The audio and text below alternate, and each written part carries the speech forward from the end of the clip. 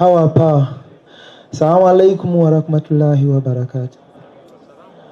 Amanya gange nze Sembatya Ryan nga nze nali ntwala ku Pentecostal Church awo mu Kiganda polling station.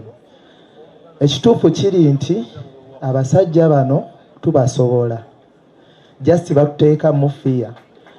We mutuuka ku kye tutuuseeko wano mukakasa nti nno tubasobola, naye oba tonnaba kituukako obaamu akatengo.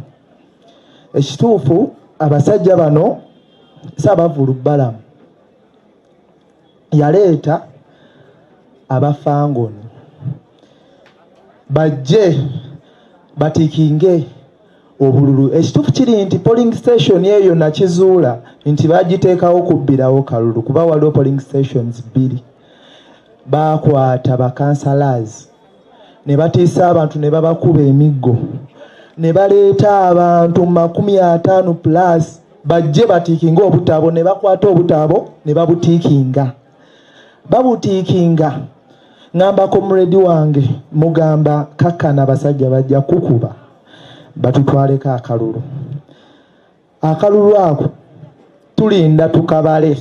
Bwe tukabala bwe tuti nga ngamba abantu nti bannange muyite n'abali ku eri polling station kuba yo tebabbyeyo, mujje mwetegereza obululu buno kubanga babutiikinze bapapa bufu obusinga. Ekituufu Bannayuganda mwebale nnyo, ab'Ekawempe Bannakiganda mwebale nnyo, abasajja mwabalabisa. Twabala obululu RDC w'e Masaka nga tubukansolinga bukansolins. RDC na w'e Masaka simumanyi linnya naye yeetegedde. N'agamba presiding officer weyita Kisebo ddamu obala obululu obwo. Ekituufu amaanyi g'abantu gaali mangi.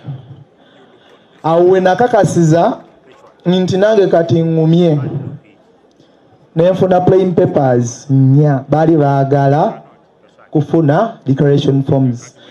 Neebaza nnyo omubaka Kawalya Abubakar. Okay. So abasajja bano baatuwamba, bakuba amasasi waggulu ng'abantu bagaanye okuntwala. Ne batutwala ne batwala Jinja Road.